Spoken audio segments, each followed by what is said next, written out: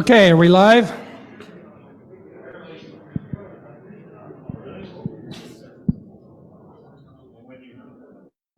All right, it's time to get started.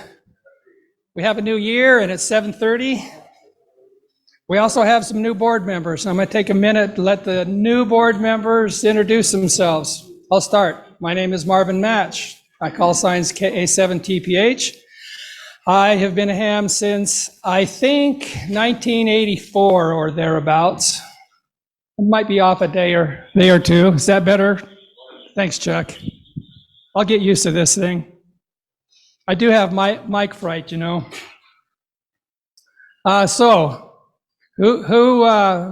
New board members, stand up and introduce yourselves one at a time. I'll bring you the microphone. Who wants to go first? Sure. Okay. I'm N7HVF, and I am the Executive Vice President, and I've been in ham radio since 1985, and I've been president before. I was president here for 2 years, 2010 and 2011, and so I've been here for a long time. Thanks, Linda. Jed Marty, KI7NMP, and how long have I've been doing stuff for a long time. I was a novice in 1967. What? Oh, I forgot about that. And never got beyond 5 words a minute. Thanks, Chad. Who else? Jeri. So I'm Jeri Brummett, WJ3RI. I'm one of the program committee chairs. And let's see, theoretically I hold an extra, but really I'm only qualified to run a tin can and a string, and only when properly supervised. And only if the string is waxed. Who else? Yeah. Hi, my name is James Bennett, KK7AVS. I'm secretary for UARC. I got my license maybe about a year ago. I started out as a general. Maybe about 3 weeks ago, I just upgraded to extra, and I'm having a lot of fun with the hobby. That's for sure. Definitely a lot of fun things to do, but one of the funnest things for me about the hobby is maybe getting other people excited, showing them things they can do, learning more myself, and then also sharing the excitement and getting other people involved with the hobby and getting them their license as well. Great, thank you. And congratulations on your upgrade. Good evening. My name is Mike, Kilo India 7, Mike Tango India. I was originally not licensed as a novice in 1964, upgraded to a technician, then dropped out of the hobby. Got relicensed about 6 years ago, and this gentleman standing on my left was my instructor. And he taught me well because I was able to pass the test. And that can be a hard thing for me to do sometimes. And so thank you very much, Marvin. If it wasn't for you, I wouldn't be standing here tonight. Thanks, Mike. Oh, I'm with programming, by the way. So if any of you want to do a program, we're more than happy to talk with you. Thanks. Who else? Any other new? All right. Who's here for the first time? Introduce yourself, please. Steve, K7YGV, just technician and don't do much with it yet, but hoping to do a little more. Great. Welcome, Steve. Who else? Who else is new? All right. Who else has advanced? Do we have any other advancements? No? Only one? All right.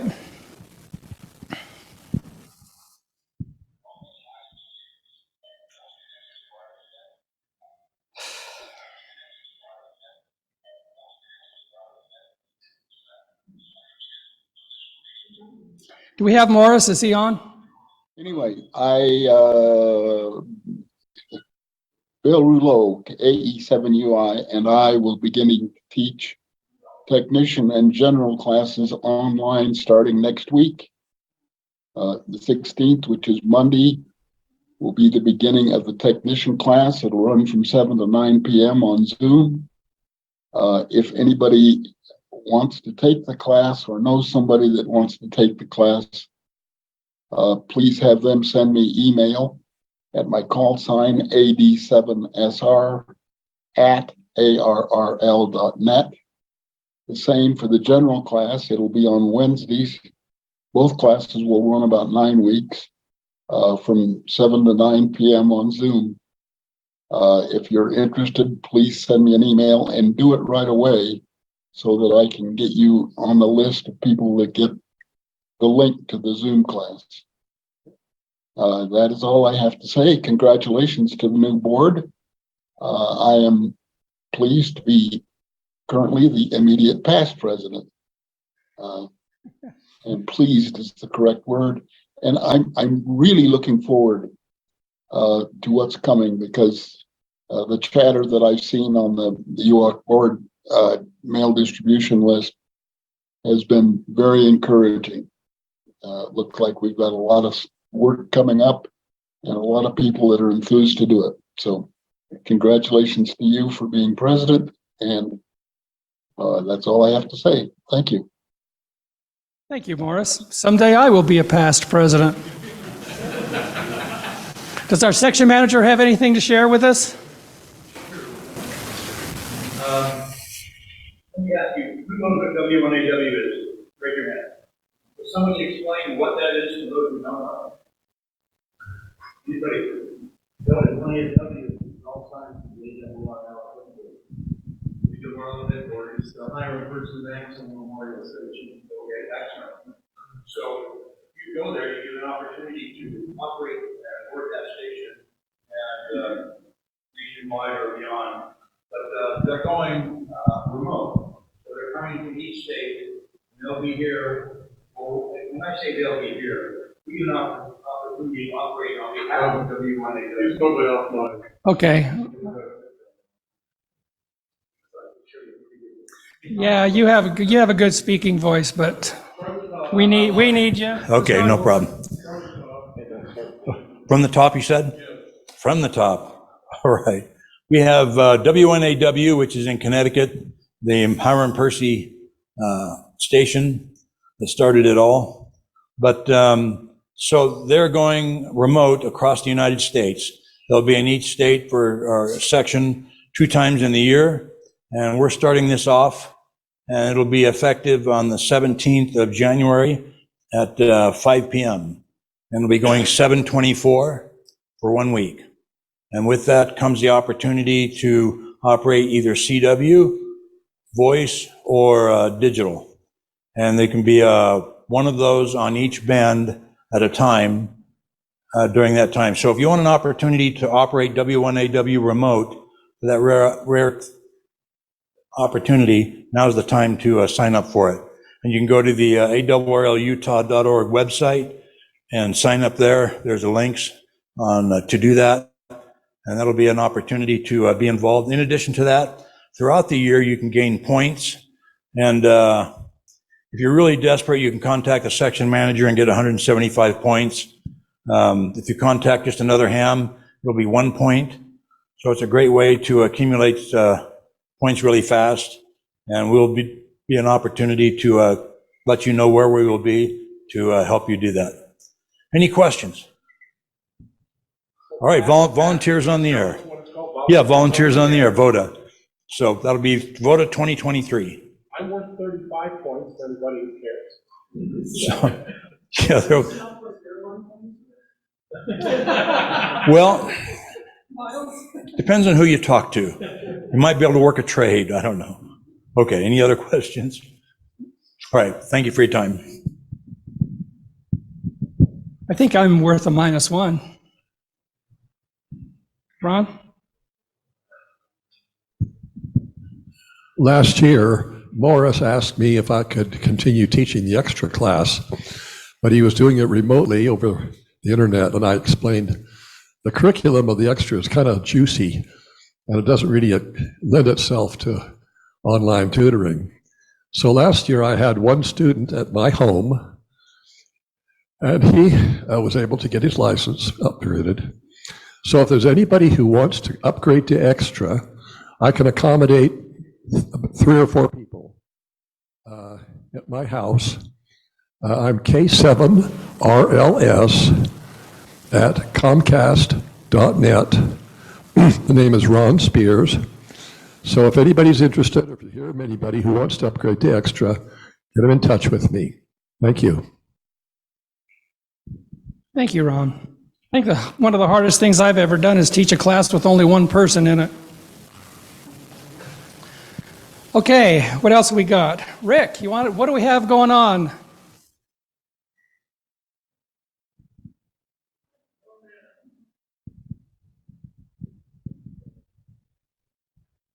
Keep up with Clint here. I'm not sure where he is, but, well, we still have at the book table 3 discounted volumes here. I mentioned these last month. High-speed multimedia for amateur radio, amateur radio transceiver performance testing, and the 18th edition of Hits and Kinks for the radio amateur. So those are all discounted. We do still have 1 copy of the 2021 ARRL manual and a couple of the 2020 books that probably I can be talked down on. So let me know. Thank you. Thank you. And all the books are on that back table. Okay, has everybody turned in their ticket? It's right here. We'll ask again at the end. Okay, I think we're ready to get into the program. Have I forgotten anything, guys? That must mean no. Our program goes as follows. First, we'll have the Elmer's Corner. Shawn Evans will present a short presentation on emergency communications. After Shawn is finished, Jeri Brummett will take the stage and talk to us about cybersecurity for hams. And this is actually a rather important subject. So, Shawn?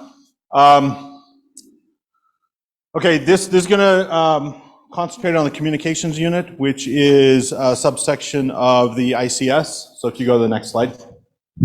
Okay, here's a brief overview of what we're going to go through. Communication, amateur radio involvement, the NIMS, the ICS, the COMU, which is the communications unit, and then ARES, FEMA, and then some available resources and training. Next. Here's just some acronyms. We'll go through them real quick as we go through the slides, so you can move to the next slide. This is the ICS, so the Incident Communications Unit. It has an incident commander, it has some officers, section leaders, branch support staff, and then communications is actually under the service branch of the logistics unit. So go to the next slide.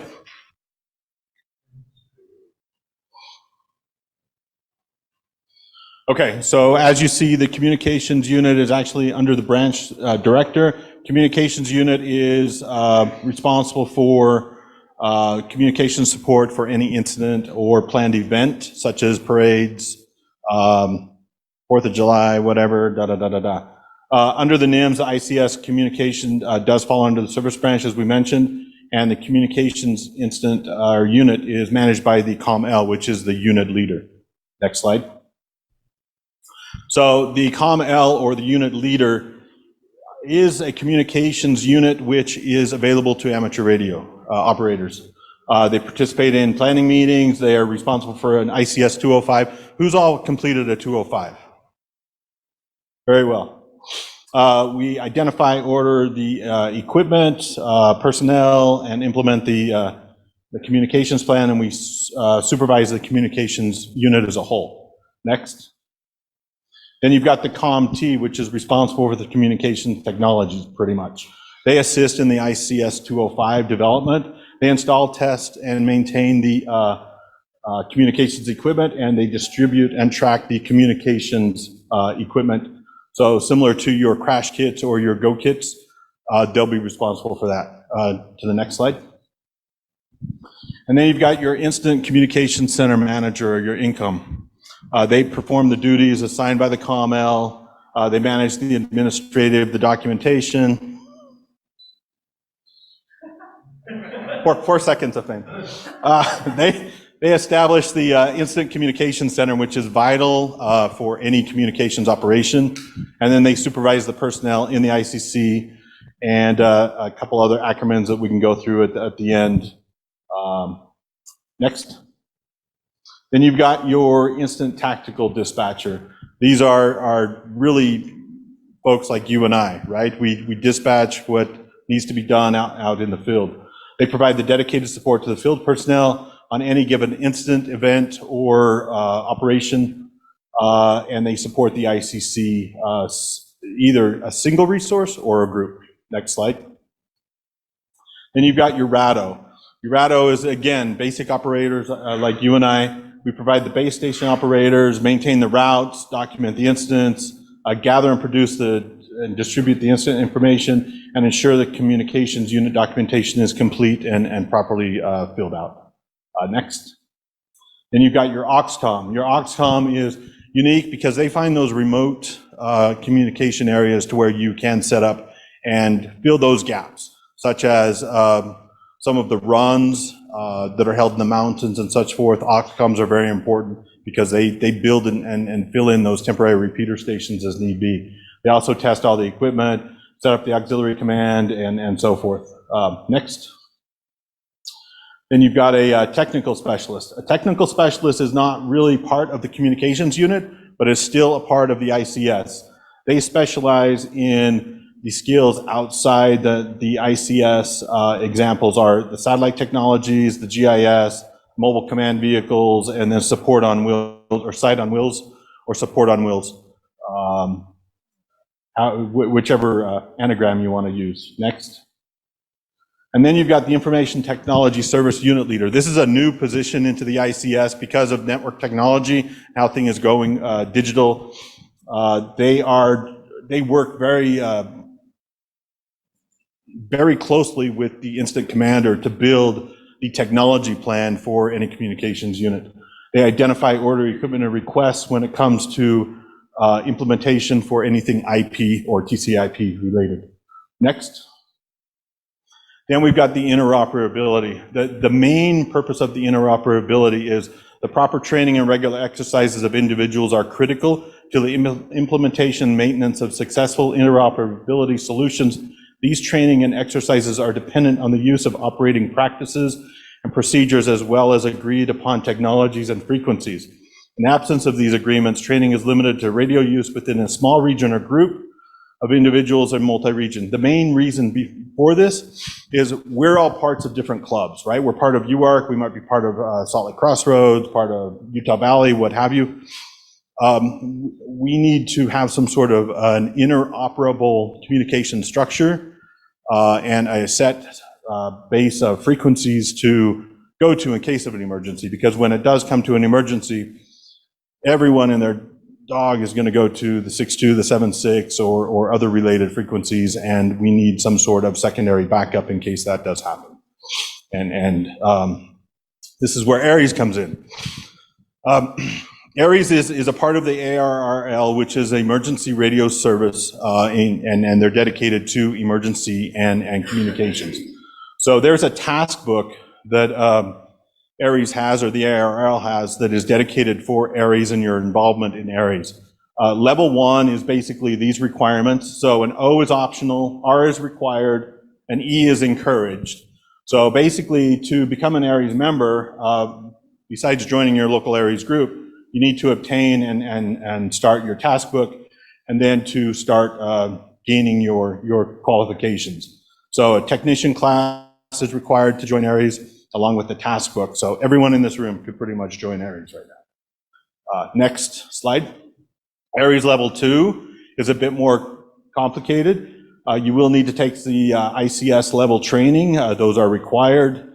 And then you do have net participations, and you've got some other qualifications, programming an HT, programming frequencies offset into the radio directly without using any computer auxiliary form of programming, just your keypad and your good old radio.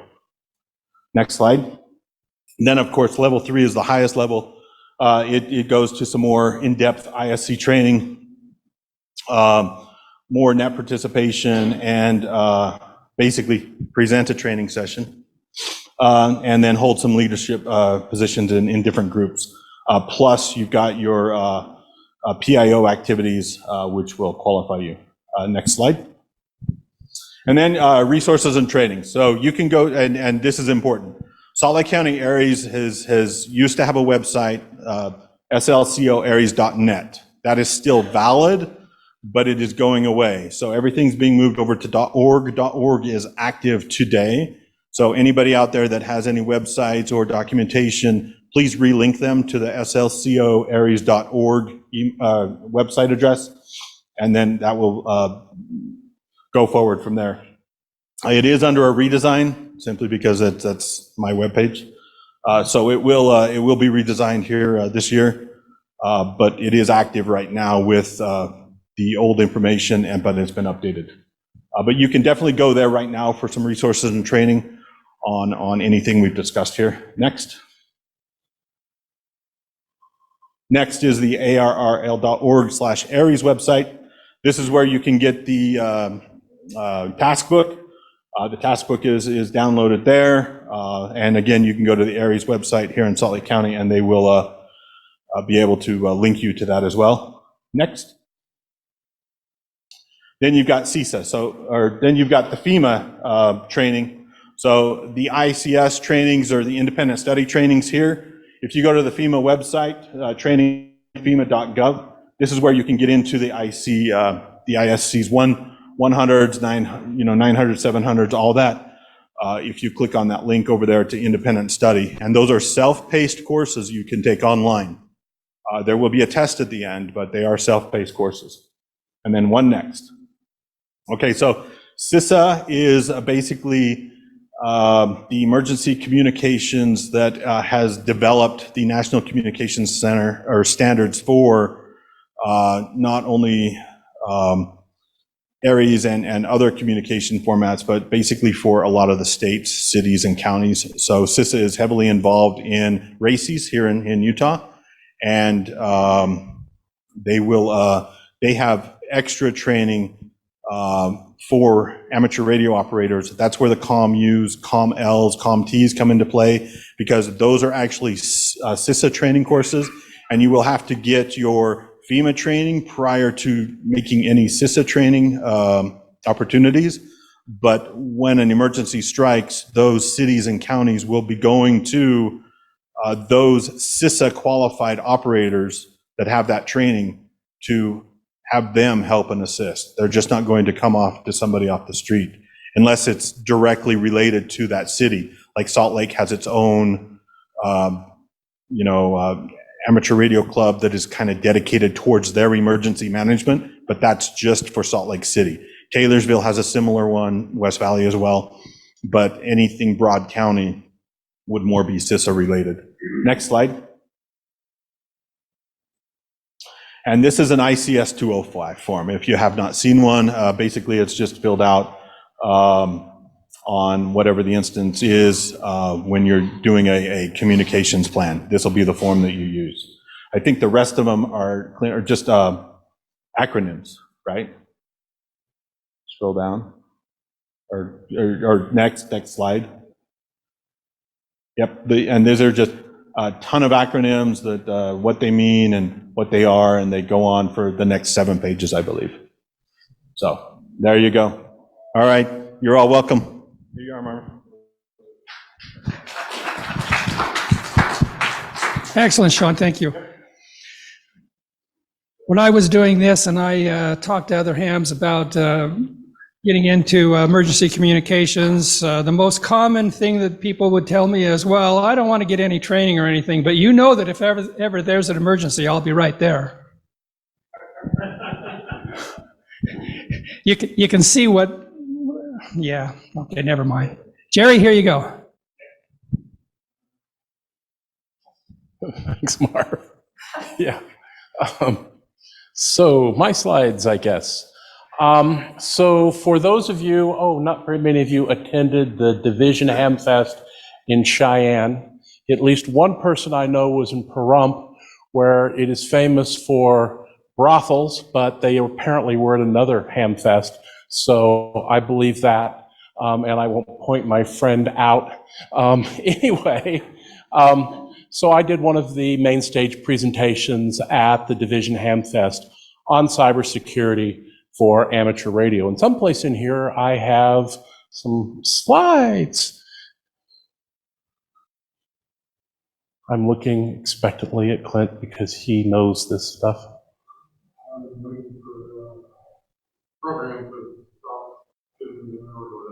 Uh-oh. Ouch. Let me grab you another one.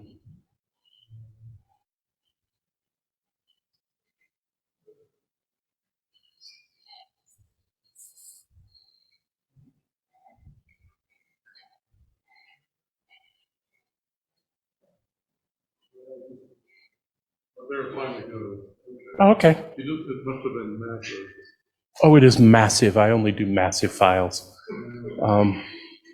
I used to do a lot of, I was with the Storage Networking Industry Association, so I believed that one should have massive files, because I sold terabytes and petabytes. So, okay, so yeah, you know who I am. So let's get the next slide. Let's see. Okay, so cybersecurity is something that we all hear about, and a lot of times people are going to start off with the scary pitch. You know, oh my God, people are coming for your personal data. Oh my God, hackers are everywhere. And the truth is, hacking and malware and all of the cybersecurity things that go bump in the night are $1 billion plus industry. So there's a ton of money being made by a ton of people. And I believe in the scary approach to some extent. But let's hit the next slide. The main thing I want to talk to you about is why you should care, what things that go bump in the night you should worry about, and what practical things you could do about them as a ham radio operator. And I realize in this room, a number of my colleagues here know as much about this as I do, but to give you just a little background on me, I've been in the IT industry, everything from a screw turner to a C-level employee in Fortune 500, Global 2000 companies, and ran the world's largest frame relay network back in the day and a few things like that. So I've been in cybersecurity for a long time. My last gig before retirement was running the cybersecurity program for one of our state colleges. And I was proud of my program because the E-ring of the Pentagon hired 6% of their staff from my graduates, where it came in their cybersecurity command. So that's my background. And this is really true. If you haven't been a victim, it's probably because you don't know you've been a victim. And if you haven't yet, you will be. And then this is my favorite thing in the world for those of us who do binary. Next slide. Yeah. So these are really the two things that people do related to cybersecurity, regardless of who you are, including those of us in the field who should know better. We either spend a ton of money on things, and we try to buy technology when it's typically a people and process problem, or we just simply say, yeah, I don't want to think about it. And so I'm just going to stick my head in the sand and wait and hope it doesn't happen to me. And I hope it happens to Marv, but not me, you know? But the problem is if it happens to Marv, it probably happened to me because we run in the same circles.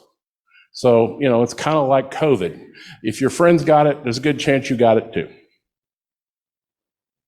So for those of you that have seen my previous presentations or taken a class from me, this particular slide gets revamped into every presentation I have. And I told you guys that last time I spoke to you on a topic.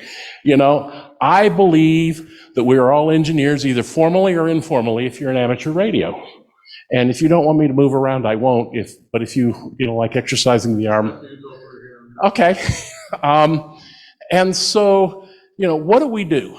We try to understand problems, we come up with a solution, and then we take a look at that solution and say, how do we do? What's the map gap? And we keep this process going. And it's the way I like to try and think about all problems. I believe it's the way ham radio people like to think about problems if they take the time to figure out how they think about problems. Sometimes we're too busy slapping a piece of solder on or whatever to think about how we're thinking about it. But this is how I think about it. And so my presentations tend to work off of this concept. Next slide. So there's this cool acronym, CIA, that you will hear out of cybersecurity people. And you will hear out of young cybersecurity Padawan learners who are taking classes from all of us who teach these sorts of things. And it's confidentiality, integrity, and availability. But that's really the wrong acronym, and it's the wrong way for you to think about cybersecurity. I want you to think about AIC in that order, because everybody focuses on confidentiality and keeping the bad guys out. But here's the thing.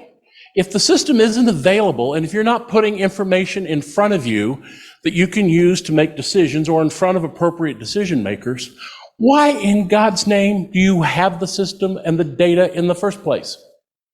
So the first reason we have IT in our shacks is because it helps us do what we want to do. And there's a reason for it, and we need it.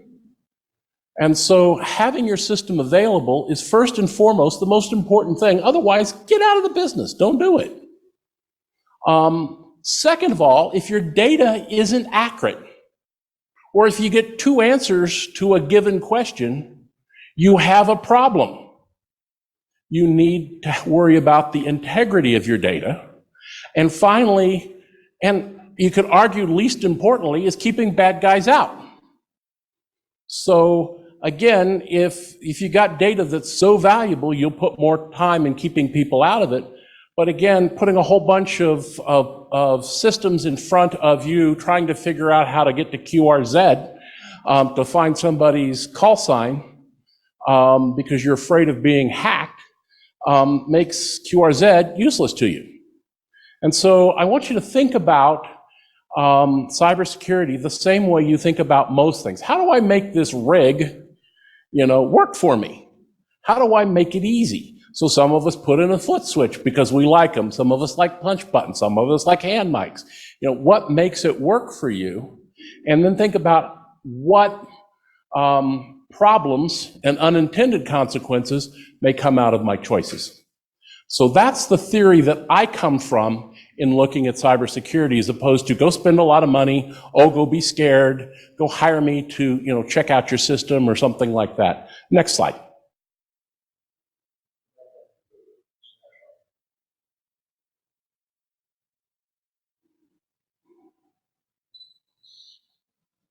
Okay. So the other thing I want to talk to you about is who are the bad guys out there? And the SANS Institute, which is a cybersecurity think tank sort of group that makes a lot of money, licensing people and certifying people and doing all kinds of other stuff. They wrote one really useful paper, and it was for the everyday computer user. And it said cyber malefactors, or threat actors as we like to call them because that's a cool term. Threat actors fall into two groups, and they labeled them Group A and Group B, and I love this concept. So Group A are people like state people. So whether that's the Islamic government of Iran or the folks out at Point of the Mountain at the NSA or whatever.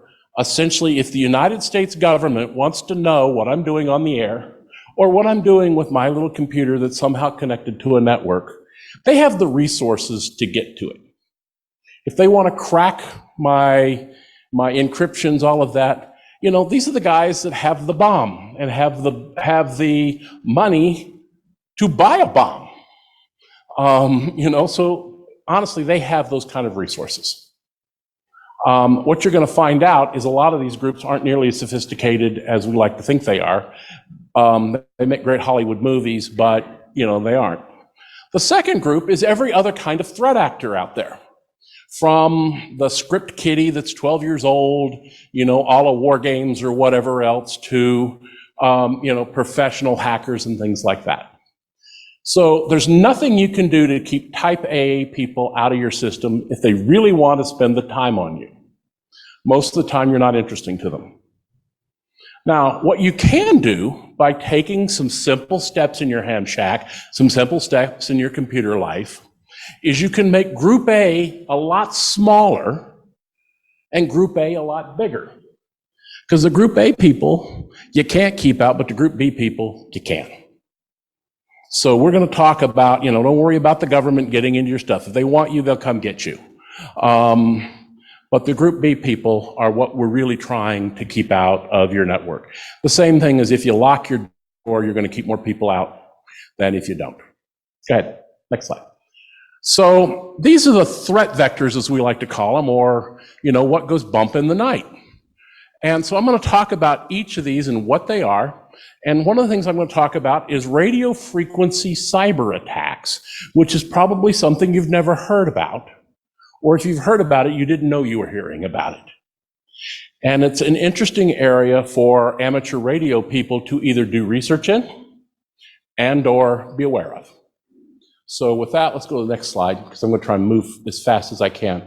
So many of you know who Frank Abagnale is. If you watch the Catch Me If You Can movie, he was the guy in there. And I've met a lot of hackers in my life, and quote, reformed hackers. And Abagnale's one of the guys I like the best. First of all, if you hear him talk and you hear him tell his story, he says nothing like the movie. And he always thought he was going to get caught and a bunch of other things, and he was surprised how long it took to catch him. But Frank Abagnale has been offered 4 different presidential pardons for his crimes because of his work with the FBI and others. And he has turned them down because he said, I did the crimes. He said, I should be hung with it. And he said, so I don't want to accept the pardons. And the thing he's most proud of is that 3 of his 4 children now work in cybersecurity, 2 of which for the federal government. And this was an observation that Frank made. And I think it's a really, really important thing. Hackers do not create security holes. Hackers do not break into your system by creating some sort of magic that gets them in, TV aside. They exploit existing holes. And those holes come from one of 2 things without almost fail, enough to say statistically, this is the only 2 ways they happen. There's some outlying things, but they're very, very rare. And that is somebody did something on a system that they knew or should have known they shouldn't do. Or they failed to do something that they knew or should have known that they shouldn't have done. Or that they knew they should have done, excuse me. I'm getting lost in my own words here. But that's a really, really important point. If you have a vulnerability, it is because you put it there, or the person who sold you the software. And remember, that software is only 1 level buggier than the person who wrote it. Okay? Sometimes 2, depending on who they were. But that's something to think about.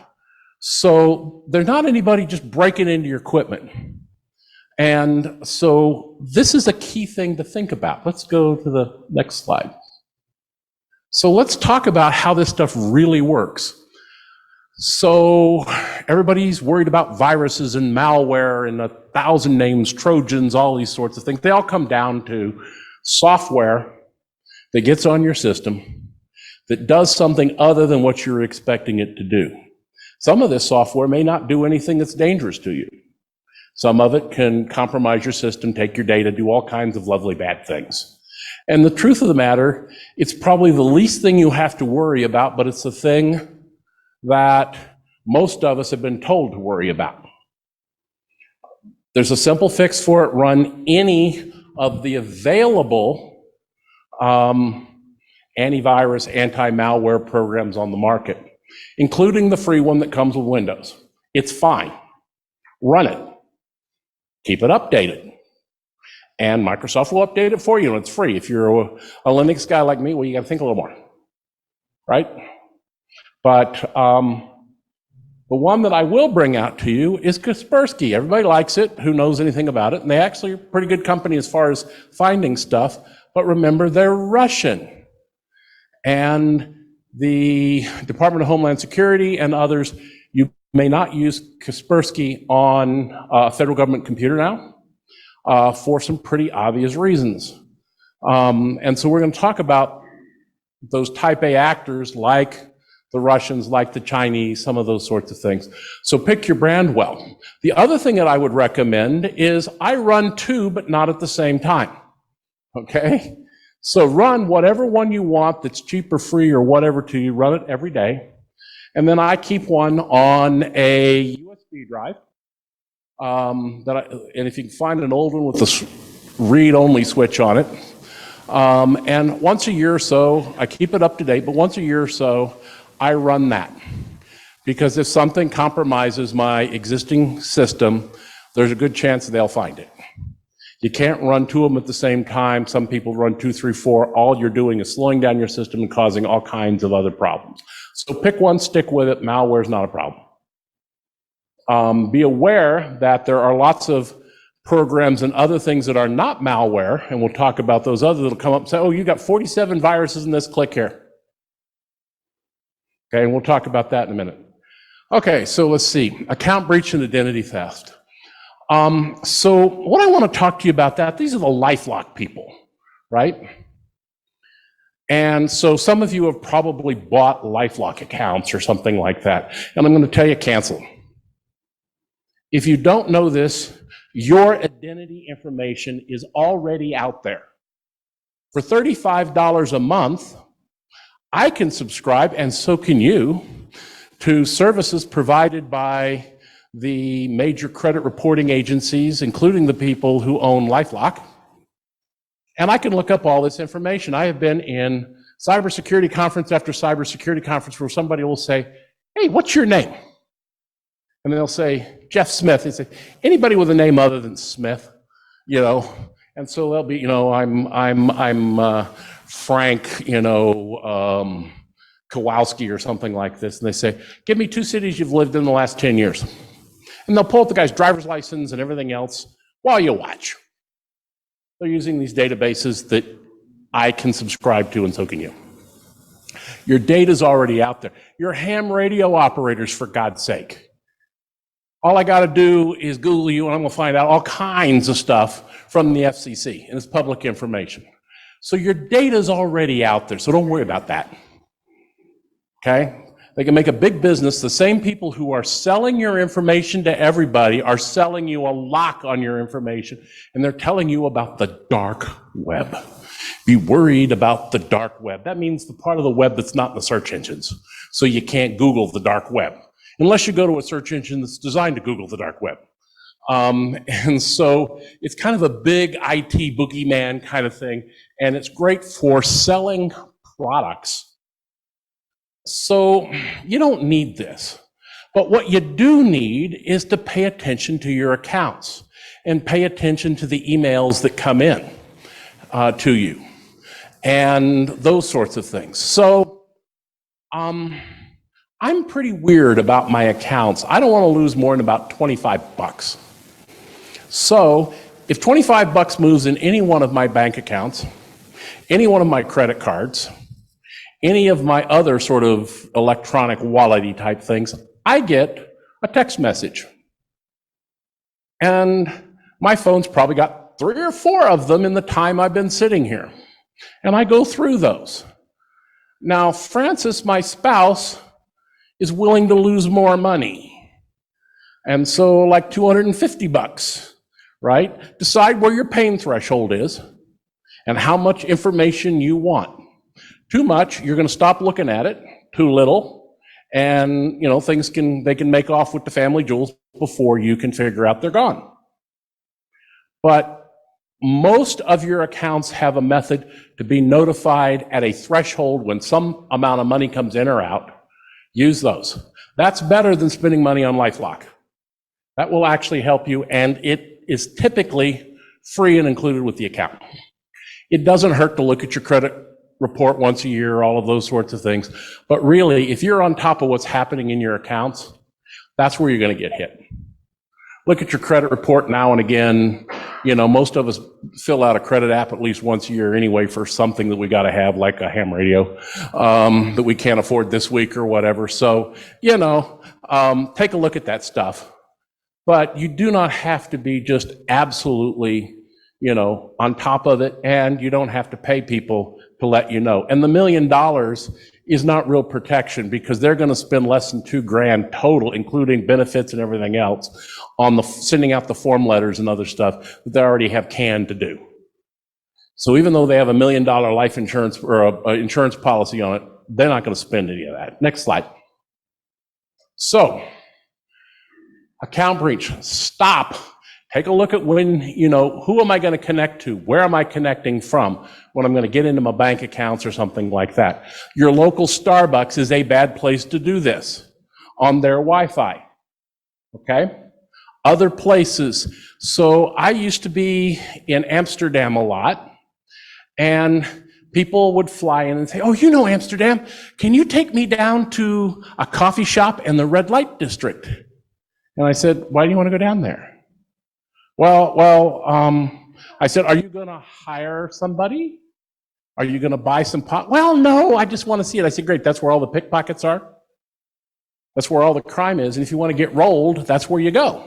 If you want to see something in Amsterdam, I highly recommend the robotic flower auction, the largest robotic run auction in the world, where billions of dollars of wonderfully beautiful smelling flowers go by in front of you, and they get picked up by these delicate little robots and put into baskets and everything. It's amazing. And all these people have gone, "You gotta be kidding," but until they go. It's much better than the red light district, honest to God. And so look at where you're going. The next thing I'm going to talk about is passphrases, not passwords. If something starts not working on your machine, pay attention. When you're on television watching TV hackers, there's always all this stuff going on the screen while they're going in there. And, you can see stuff going on their screen, and the hackers can seem to get in really quick. It doesn't work that way. One of my friends is the individual, you may have heard about this, who was able to hack a Jeep and put it in a ditch through the Bluetooth stereo system. Now, they put it in a ditch on a straight road. He was sitting in the back seat of the vehicle that he put in the ditch. And the farmer who pulled him out with a tractor was kind enough not to ask how a Jeep ended up in the ditch on a straight road. And of course, what did Jeep do? They actually put a fix in. By the way, he was also the one who hacked the last Apple phone on the day of release on national TV in 30 seconds. He could have done it in 3 seconds, but he named his exploit, and that took longer to type than return. And he thought that he should do something that was about 30 seconds, because 3 seconds seemed, unbelievable. And 30 seconds seemed reasonable. Now, what he didn't tell you is that he spent like 8 or 10 months planning how he might do this by studying engineering stuff and all of the other sorts of things. How did Apple deal with it? They cut off his access to the developers' websites. By the way, that exploit is still available to you now a couple of years later, if you want to use it. So that's what we're going to talk about. If you see stuff, that's when you want to get some help.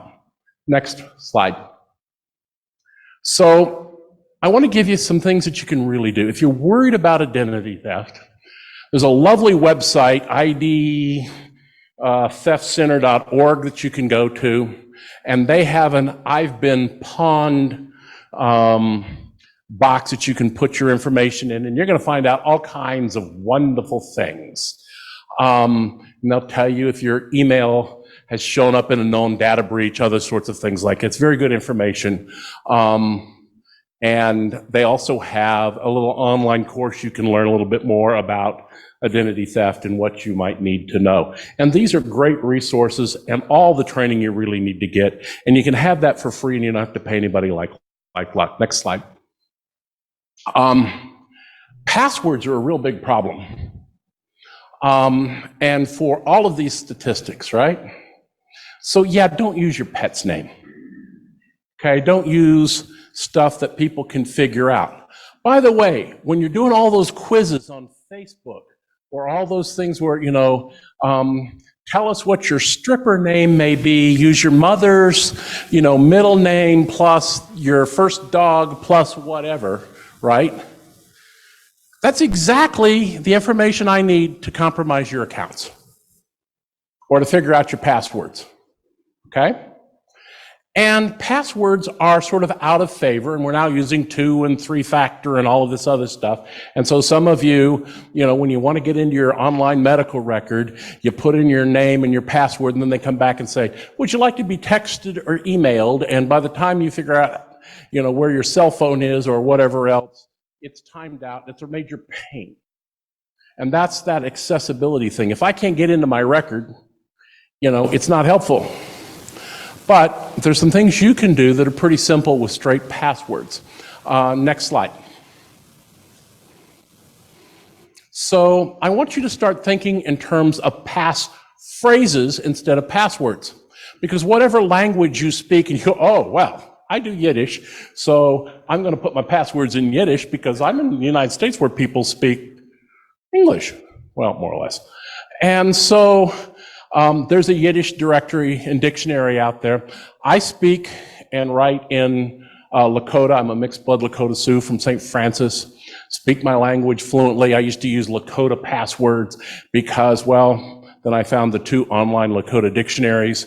And so I can be hacked just as easily using, Tatanka, instead of whatever else. So think about passphrases. And so I put one that tube steaks or hot dogs. That's a 20-character password. If I put some underscores between them and, put some upper and lowercase things, I've got 22 characters. I can keep doing this as far as I want. The last one is customized. So I can come around with, the way I do my passwords is I have a bunch of throwaway passwords. By the way, if you want access to a bunch of my shopping wish lists, I'll give you my throwaway password. If you want to buy them for me, I would love you to do that.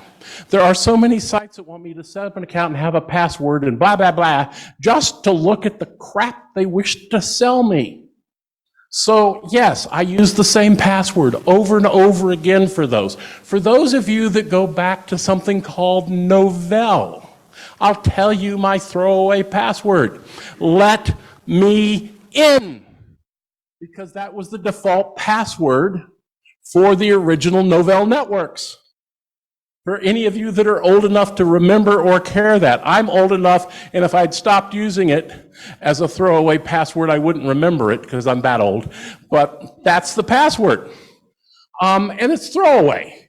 And I have different levels of security of passwords and a group of passwords or passphrases that I go through. So come up with a passphrase, because that's not in a dictionary. And you can say, things like, conjunctives like are or but or whatever else, or, I like, if you look at my call sign, WJ3RI. That's Jeri, okay? Because in IT, a lot of times we'll substitute a 3 for an E, or vice versa. And we call that security. But these are how you can play with passwords. And then the passwords that are important, like I say, I have a list of those I go through, and I have a password vault. So that's an application that's encrypted on your cell phone. I've got a password to get in there to find all the passwords for places I don't go to on a regular basis. They're cheap, they're wonderful. The only problem is if you forget your main password to that, most of them will destruct all of your passwords, never to be found again after the 3rd or 4th try. So type carefully. If you have long fingernails, be very careful how you type the 3rd time in. Next. Hey, so the other thing is to find out if my password is being used someplace or is well known. So if I put in Fluffy the cat, I guarantee you it has been pawned. And you can go to haveibeenpawned/passwords. Next slide. By the way, all of these are free. So there's an email for an account at Xmission that has been pawned. And there's W7WJB, an old password of mine at, or an old call sign of mine, an email of mine, and it's not been pawned. So I can find out if it's been supposedly hacked and the account and the password has been handed out someplace. If you've been pawned, for God's sakes, change your password, right? The other thing that this site will allow you to do is put in a password and find out if it's one of the most common 250,000 passwords that are used. And it doesn't take too long to cycle through 250,000 passwords in a lot of systems, though most systems shut down after about the 3rd or 4th time you try to put a password in and unsuccessfully. And then, of course, you're locked out. Remember that accessibility thing, 4, 5, 10, 15 minutes a day, whatever your system administrator sets up. But really, all you need to do is a few minutes, because when you break the cycle of a brute force hacker trying to get it, they generally move on to the next person. It's sort of like having a dog at your house that sounds really ferocious at the door. If the person's really intent on breaking in, that doesn't stop them. If it's my dog, they throw them a cookie and they'll show them where everything is. But most criminals will go, dog, I'll skip to the house without the dog, right? If my garage door is down and the other guy's is up, they'll take the one that's open, particularly with the cool tool sitting there where they can see them, right? So passwords are about the same way. Next slide. So the other thing that people don't do is they don't change the default passwords on new equipment. And this is one that gets ham radio operators all the time. How many of you are using BeagleBones or Raspberry Pis? How many of you have changed the default password on your Raspberry Pi? If not, it's sitting on your network. If you're taking it out on your cool field trips, it's out there. And guess what? Everybody knows this. Now, don't feel too bad if you fall into that category, because about 3 years ago, a study was done, and 97% of the gas stations in the United States were using the default password on their Wi-Fi router that controlled their gasoline pumps, including the emergency off switches. So if you were a terrorist and you happened to know the default password for a Linksys router, guess what? You could blow up gas stations. Now, one of the things that a really cool terrorism expert told me is, he said, one of the reasons he thinks that we don't have as much terrorist attacks is, he said, there is some sort of short circuit in most evil people's minds that keep them from figuring out some of these really simple things. They all try to be super geniuses, and that keeps them from doing this. But this is how people get in. Remember, I said you don't create, or hackers don't create holes, they go find them. So the other thing I want to say, One of my friends wrote one of the seminal books on system administration back about 20 years ago, so sort of, last millennium. But his chapter on backing up was called Back It Up or You'll Be Sorry. And then he said, read the title. That was the entire chapter. Now, I will tell you, IT people are terrible at backing up their systems. But ransomware, if you back up your system sufficiently, often enough, and have multiple generations, chances are you'll be able to recover from ransomware. If you haven't, you're screwed. Doesn't matter whether you're a big company, little company. And this is how it happens. So stay out of, I said stay out of the red light district in Amsterdam. That's where you're going to get pickpocketed, among other things. Stay off sites that are semi-criminal, in poor taste, all of those sorts of things, because guess what? That's where the folks go who are likely to try and get into your system. Okay? So we're going to talk about phishing and whaling and stuff like that, which are all terms you probably have heard of and don't know what that is. And somebody tried to whale me. I'm hopeful that it was actually somebody in this room who wanted to see how I might respond because I'm doing something on cybersecurity. But it's in this presentation, and it involves my illustrious leader and yours, Marv. So next slide. Was that you? No, it's a scammer that they're fighter and not. Oh, and hitting all of us up. That's the other. Yeah. Getting them for warrants for years. Okay. And it changed to Marv today. Okay. I think everybody on the board wrote. Okay, good. So that's. Yeah. So, well, they're doing it with an automatic system, so they don't have to keep up. Remember, they're lazy, and most of them aren't even good hackers. They're buying the software to do this. It's a packaged product that you can get, you too, and a credit card. So back it up. Let's talk a little bit about that. There are lots of options. I don't care which one you use. Lots of SSD drives, portable ones that you can buy. You can buy a terabyte for $45 now or less. You can buy USB drives that are little thumb drives that are as big as a tear. And that's a lot of space, by the way.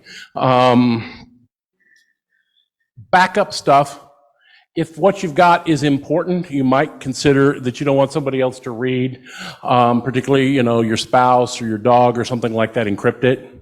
But the problem with encrypting it is you might not be able to read it. So make sure you've got good readable backups and test them.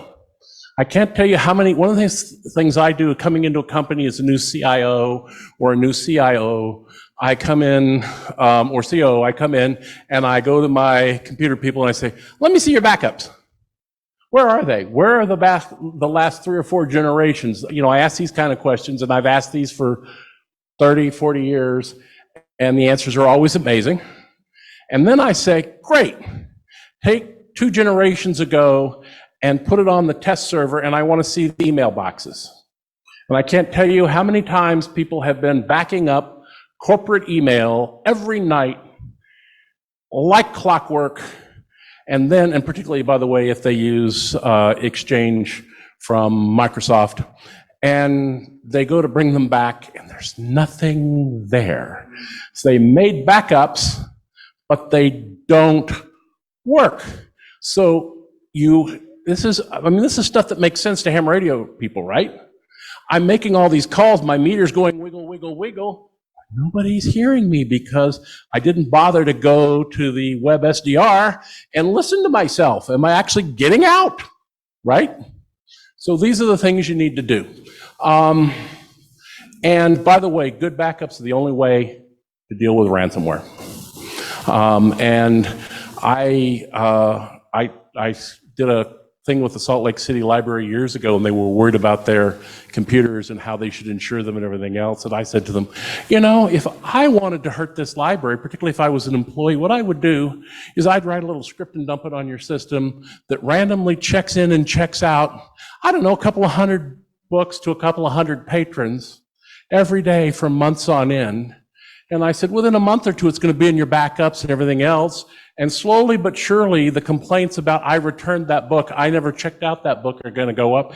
And now you won't be able to get your fine revenue. And the only way you're going to figure out how to fix this is you're going to have to do an inventory of all 1.3 million volumes in your, and they started to go, oh my God.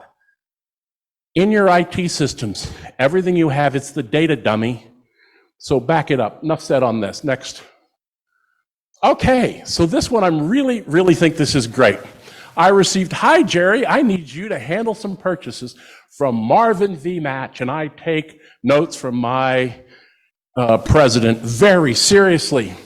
And he said, let me know, need to handle some purchases, let me know if you're available. Kind regards, Marvin V. Match. And so I sent back, yeah, sure, call me. Because I thought this was probably a little hinky. But this is, by the way, look at the dates on these, gang. Okay, so this is live as we're talking about.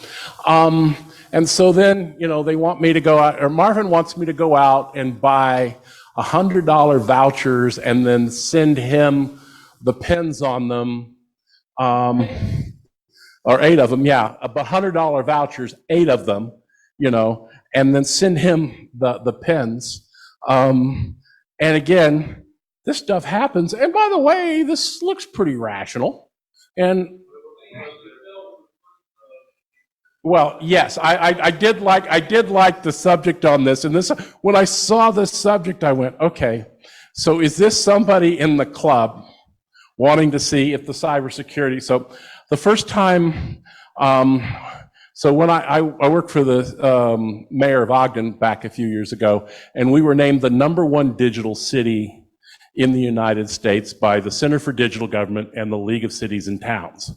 What happened the next day? Somebody hacked one of my web servers, and I mean, we chased the guy all the way down to Japan, but they just wanted to see if the #1 digital city was up on everything. And they found one little web server off in the middle of nowhere that honestly I didn't even know about, that they were able to change the main page on. And so things happen to everybody. And I felt very, very pantsed. But this is the edition that was not shown in Wyoming. Next screen. Glenn only updated the web pages days ago. Yeah, a couple of days ago. Yeah, and so this is very, very common. And the mail you're getting, this one's from Norton LifeLock, which I've already dissed. But it's an already invoice, and they want me to call them if I didn't do this. Well, first time I look at it, my God, somebody took $200 for a product I don't want. So what am I going to do? I'm going to call them. Now, I'll tell you another one that happened to me. I have served on a lot of corporate boards. I've served on industry, publication groups as a guest editor, those sorts of things. So I got an email from somebody saying, would you be willing to serve on this committee? And so I went, yeah, tell me more. And they sent me more information. And they had 2 phone calls with me. And they said, oh, by the way, and they didn't say anything about compensation until about the 3rd call. And they said, oh, by the way, we're going to compensate you $5,000 a month. I was like, cool. And then they were saying, so we need to put that directly in your account. Can you give me, your account information and send me a canceled check and a this and a that and the other thing? And I went, okay, I'm not worth $5,000 a month to be on there, So I called around to somebody else, and then they didn't know anything about it. Okay, and again, so they'll engage you in conversations. This is big business running out of big call centers all over the world. Okay, like the same people who just, by the way, got a lovely FCC fine for your warranty on your car. I'm really excited about the FCC's fine on that one. Was it $3 billion or 300 million or some sort of very large number anyway? Couldn't happen to nicer people. But look, one of the things, particularly on my cell phone, for example, it'll say whatever's in the parentheses. Like on my cell phone, this one from Marvin said, Marvin Match. I was like, okay. But I had to click the arrow that gives me the details to see the email address. And I went, oh, okay, this is going to be fun. I'm going to respond, and see what happens here because this was coming up. But You can look at that, and then you can go out and Google, and you go, who the heck are these people, and stuff like that, and pretty quick you're going to find out. There, even if it looks very real, do a little research, and if when in doubt, Google the company and call them, okay? And again, be wary about who you're talking to on the phone and what they ask.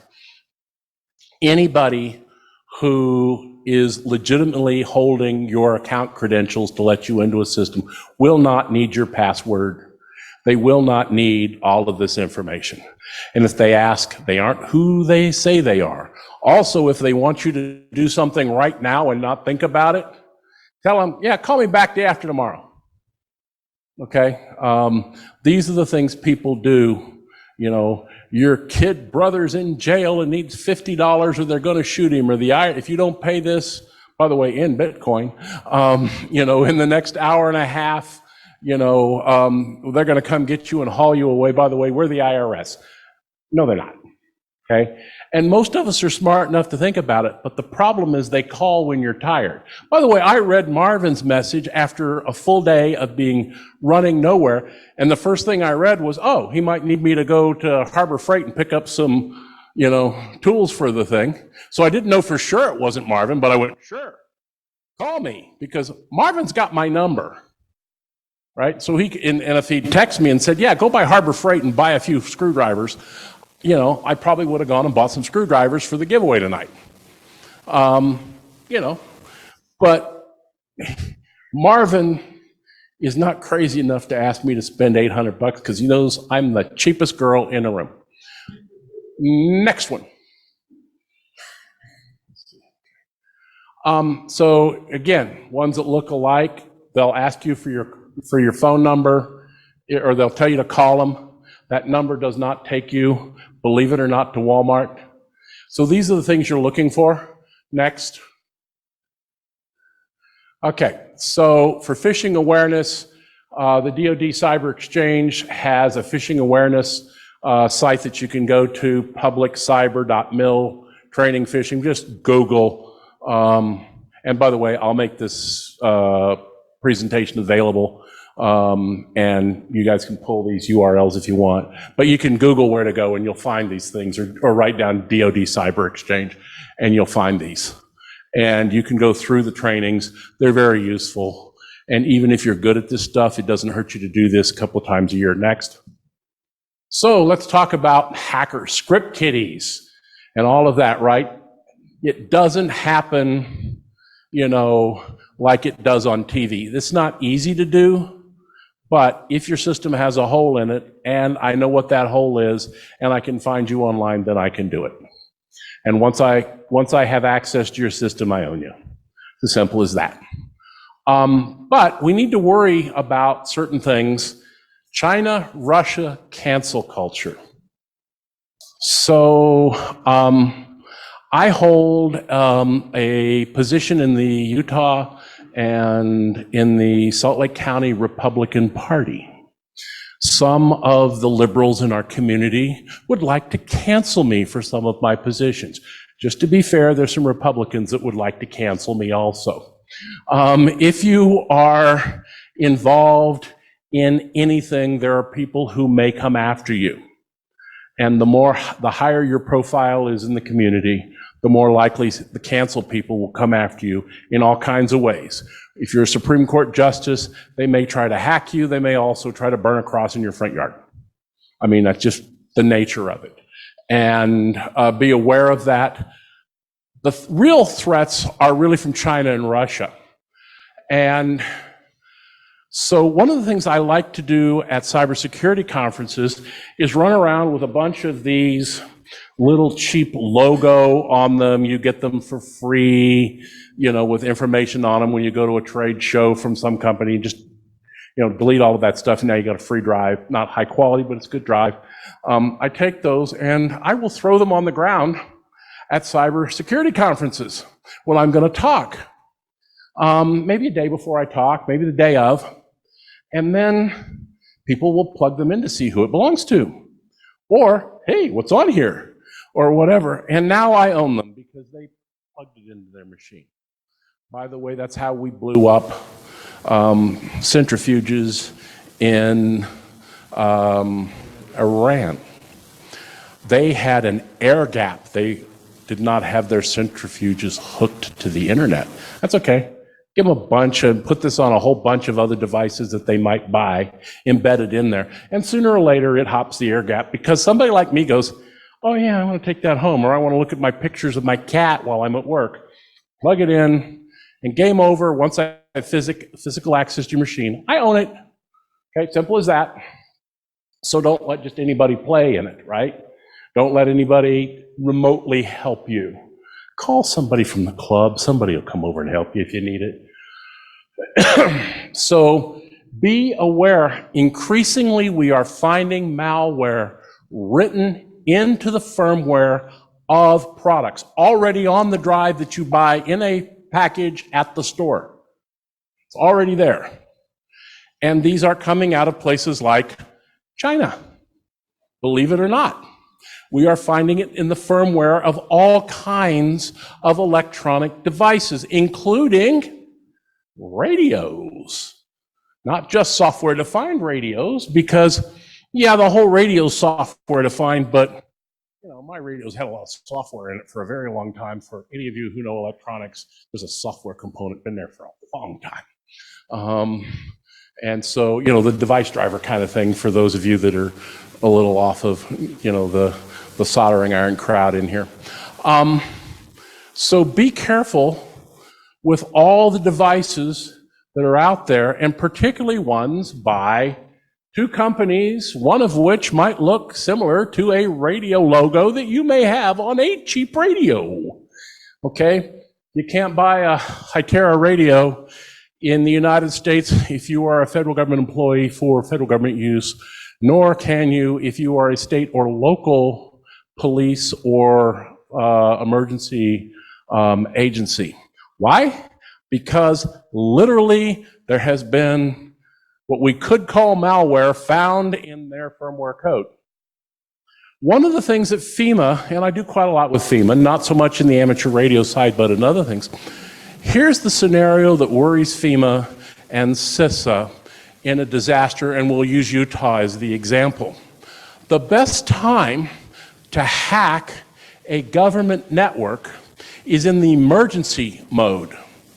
So Utah has a huge earthquake, and so we are cobbing together networks and all of this stuff, and we're just trying to get the damn things to work, right? So cybersecurity is not as big a deal. The previous person talked about the new position, CISA position, which is an IT networking and security position, because we realize that, oh my God, the time to hit the United States is when Florida has just been devastated by a hurricane. Because there will be holes in those networks that you can climb through.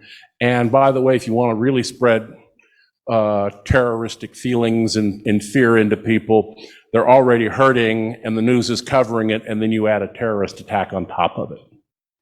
So some of these things from state actors and others are becoming more important. Next slide, because I'm going to run out of time if I don't keep moving. And this is really the last thing, is in some of these radios, and some of our SDR radios and other things are vulnerable. There was a scholarly article written that proposed and demonstrated a method of hacking some software-defined radios and some radio firmware from the RF side. And that caught my attention. Now, I was like, whoa, this could be weird. This could be important. Maybe I should know about this. I read the article. Yeah, it's so damn slow that it only works in the laboratory yet. So we need to be aware of the radios we're using and what's in them. And this is the opportunity for hams to be hams. Our credibility, our viability, our value, which is why we have the spectrum we have, is in research, in a trained cadre of people, all of these things that you read in the enabling stuff in Part 97.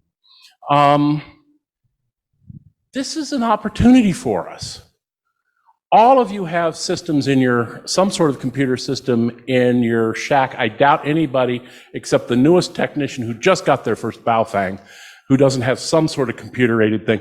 And if you're going to play in the VOTA world, the volunteers on the air and come get 35 points by seeing me, or hundreds of points for Pat, because he's important and I'm not. You know, you're going to have to log that with Logbook of the World, which uses the internet and software written by people of dubious parentage, you know. And so what's it doing on my machine? I don't know. It's not open source, so I can't go examine it. And even if it was, I'm getting old, so my ability to read code may not be as good as it used to be. So these are opportunities for us, and it's why I want to bring that up, because this is a place we can do research. Because very few of us can figure out how to build a radio with wave soldering technology on components these days, because I can't do that. Somebody's tried to show me some of this stuff, and I can take them off with a hairdryer, but I can't put them on in a functional manner. I know that there are certain people in this room who can. And so I'm envious, but these are other areas of research that you can do as a member of this club and as a ham radio person. So I highly encourage that. With that, are there any questions? Yes, sir. Uh-huh.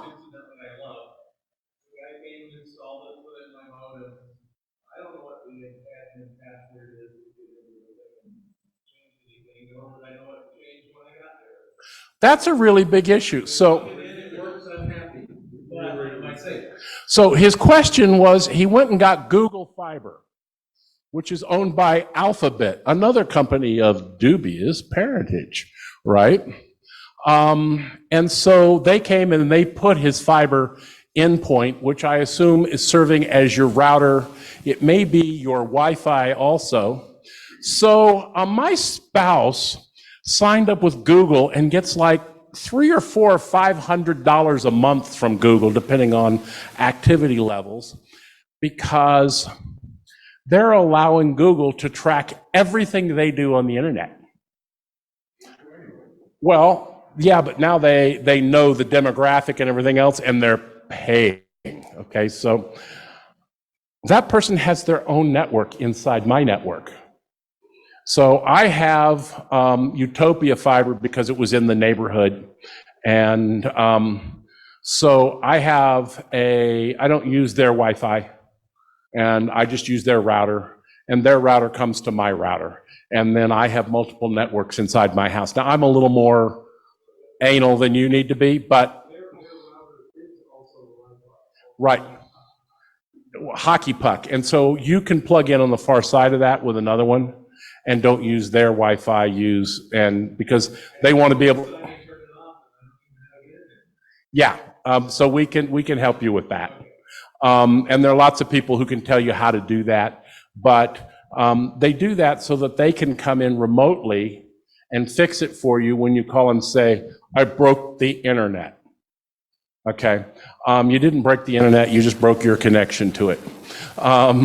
And those sorts of things. But it's a really valid issue, and in buying their packaged product, you've given over control. It's sort of like if you use the popcorn setting on your microwave, right? You've given control over to the guy who programmed the microwave, as opposed to putting it on and waiting to hear the popcorn pop. And if you wait too long, it turns black and starts to burn and bad things happen.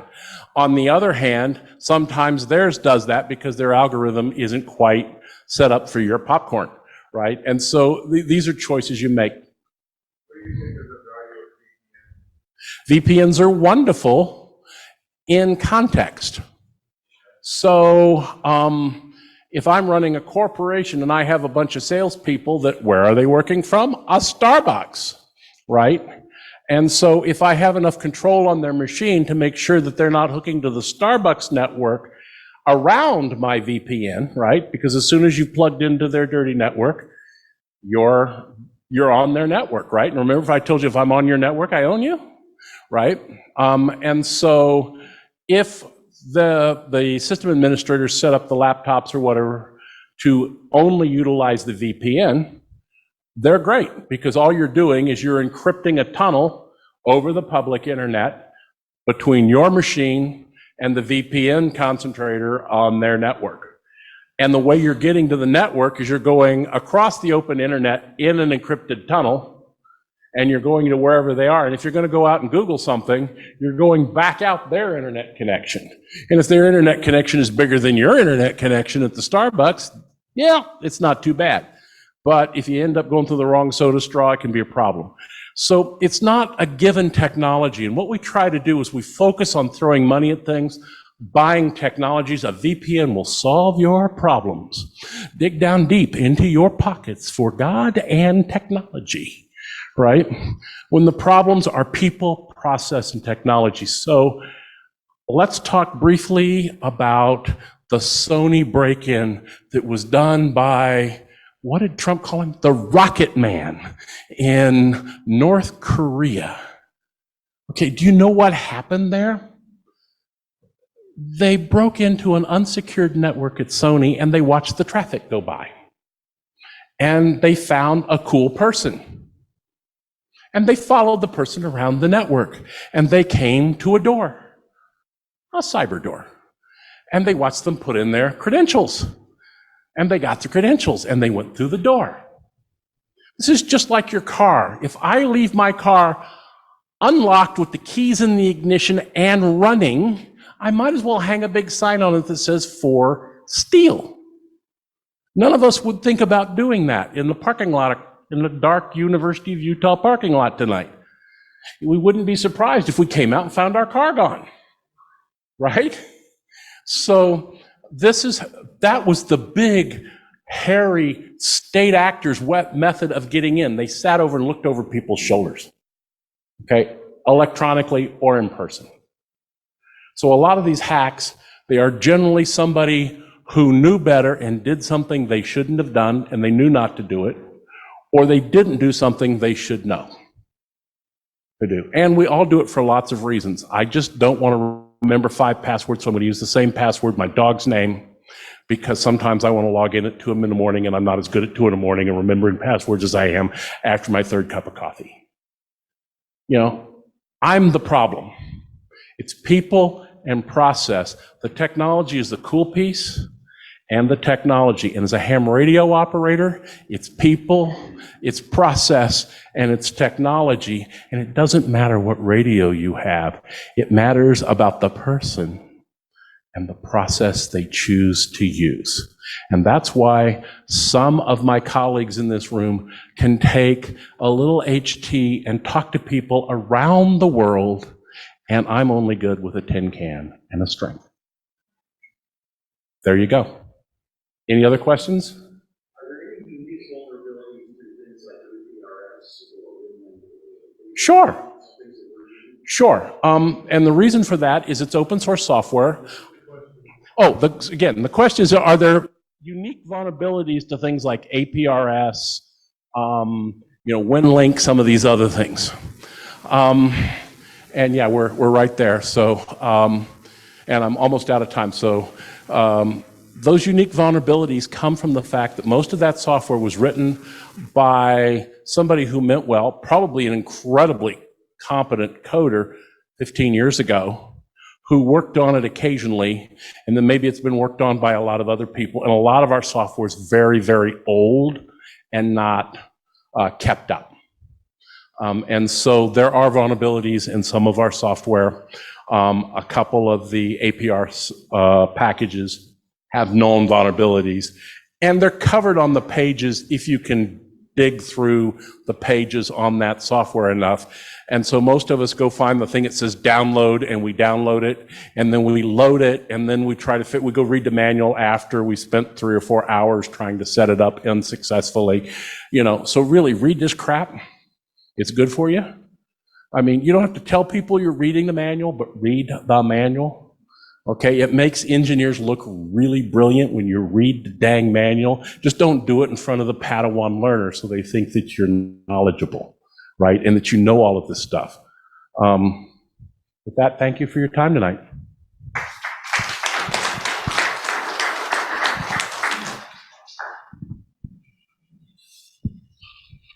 What a way to start the new year, huh? With two outstanding presentations. Thank you, Shawn. Thank you, Jeri. Does everybody have their tickets in the bucket? Okay, who's passing the tickets out? You want to come down and get one?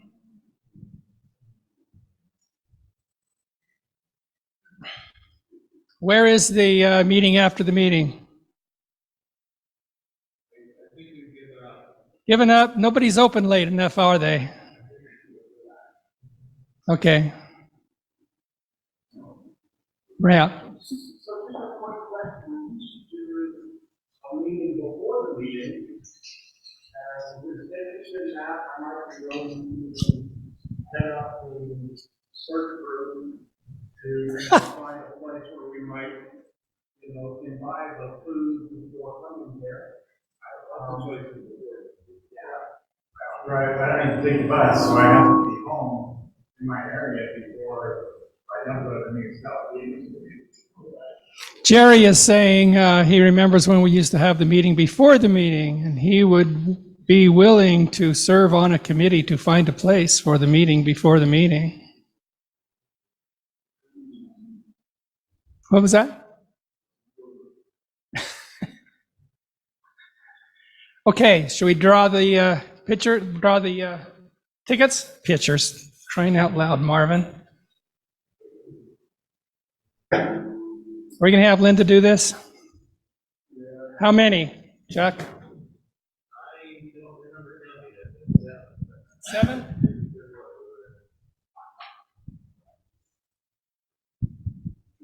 Okay, Linda, right here. We need 7.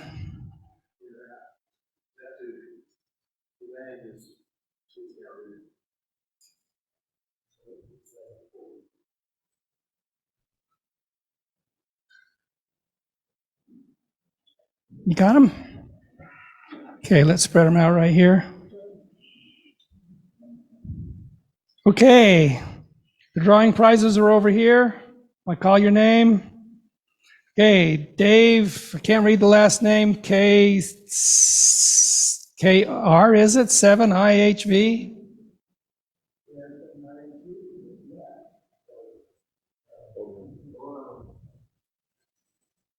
Okay, Linda, N7HVF.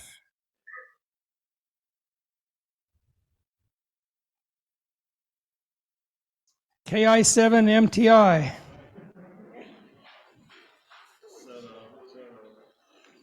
K9SLE. Shawn. AE4KR.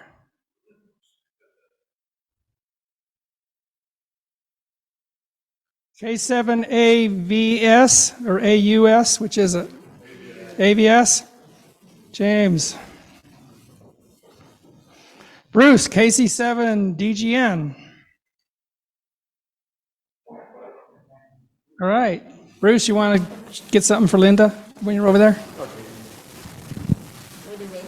It looks like tools from Harbor Freight. Do we need to draw another one? Maybe 2? Okay, Linda, draw one more.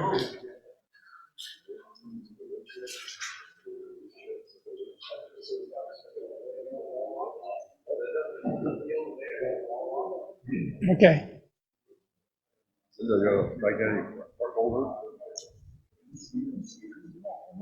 Joe, AF7JC.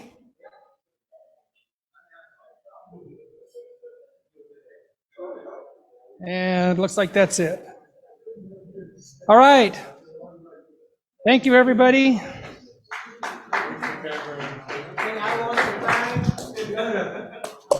Bye.